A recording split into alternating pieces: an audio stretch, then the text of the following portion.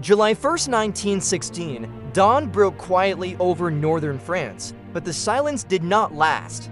For a full week before this morning, the British Army had unleashed one of the largest artillery bombardments the world had ever seen.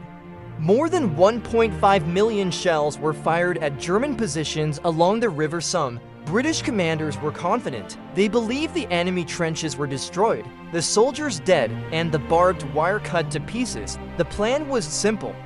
When the whistles blew, infantry would walk forward, occupy empty trenches, and achieve a breakthrough that could end the war.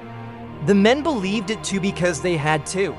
At 7:30 a.m., whistles pierced the air. Tens of thousands of British soldiers climbed out of their trenches and began walking across no man's land. They advanced in long lines, carrying heavy packs, rifles, ammunition, and hope.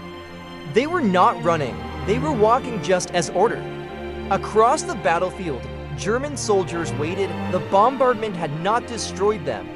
Deep underground bunkers had protected both men and machine guns. As soon as the shelling stopped, German troops climbed out, checked their weapons, and took aim. Then the machine guns opened fire. Within seconds, entire lines of British soldiers were cut down. Men fell shoulder to shoulder. Some were killed instantly. Others screamed, wounded, and trapped in open ground. Barbed wire remained intact, trapping soldiers in front of the German lines. Artillery shells exploded among the advancing waves. The ground turned into a killing field. Still, some men kept going. Officers blew whistles again, trying to push survivors forward. Runners were sent with messages. Many never made it. Communication collapsed. By mid-morning, it was clear the attack had failed. But the orders did not stop. More troops were sent forward.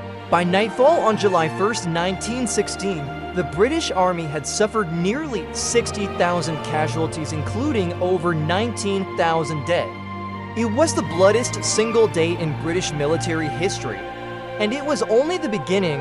The Battle of the Somme would continue for 5 long months. The original goal of breakthrough was abandoned. Instead, the battle became one of attrition, similar to Verdun.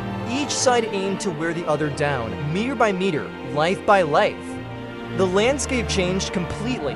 Fields became oceans of mud. Shell craters filled with water and bodies. Trenches collapsed constantly.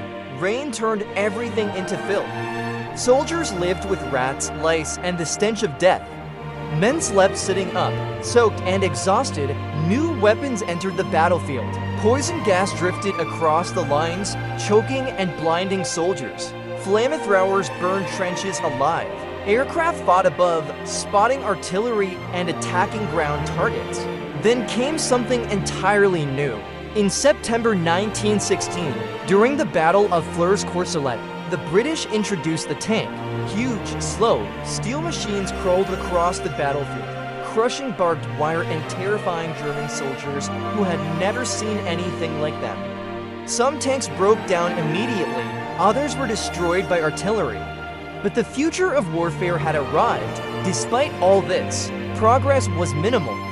Villages were captured and recaptured at enormous cost. A few hundred yards gained could require thousands of lives. Soldiers stopped measuring success by ground taken, they measured it by survival.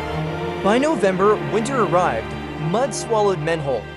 Frost-bitten hands struggled to hold rifles. Artillery continued until the final days of the battle. On November 18, 1916, the Battle of the Somme finally ended. The result? The Allies advanced about 6 miles. The cost? Over 1 million casualties on both sides. The British Army was permanently changed. The optimistic volunteers of 1914 were gone. In their place stood hardened survivors or graves. For Germany, the Somme drained experienced soldiers that could never fully replace. For Britain, it shattered illusions about war and leadership. Yet, commanders claimed victory. They argued the Somme weakened Germany and proved Britain could fight a modern industrial war. But for the men who survived, such words felt hollow. They remembered friends cut down in seconds. They remembered bodies used as cover. They remembered walking toward machine guns because they were told to.